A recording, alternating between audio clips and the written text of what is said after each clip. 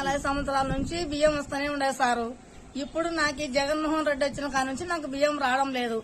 ఏదో చంద్రబాబు నాయుడు సార్ వస్తేనన్నా నాకు బియ్యం వస్తాయని ఆశతో ప్రతి సాటికి తిరుగుతున్నా. ఎంఆర్ ఆఫీస్ కి, కలెక్టర్ ఆఫీసులకి అన్నిటికీ తిరుగుతున్నా సార్. నన్ను ఎవరు పట్టించుకోవడం లేదు. ఎందుకంటే నాకు ఎవరు తెలియరు. నాకు చదువు లేదు, సంద లేదు. ఏదో పవన్ కళ్యాణ్ సార్ వస్తేను, జగన్మోహన్ రెడ్డి ఆయన వస్తేను, చంద్రబాబు నాయుడు వస్తాడని ఆశతో మిమ్మల్ని ఏడుకుంటున్నా. మీ దయం సార్. నాకు మీ అందరికీ వందనం సారు. నా కార్డు వచ్చే మార్గం చూడండి సారు. నేను ఒక్క నాదని, నాకెవరు లేరు సారు. కొడుకులు కమ్మలు ఎవరు లేరు సార్. మీ లాంటి పట్టించుకోకుంటే మా లాంటి పరిస్థితులు ఏమవుతాయో ఆలోచించండి సార్. మీ దగ్గర ఉండాల్సింది మాకు.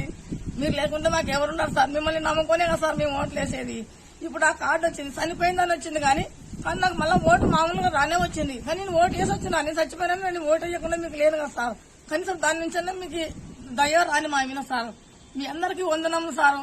మమ్మల్ని కనకరించండి సార్. మీ ముగ్గురులో మాకు కనకరించి ఏదో కార్డు వచ్చే మార్గం చూడండి సార్. మీ అందరినీ వేడుకుంటున్నాను. మీ అందరికీ వందనములు సార్. మాది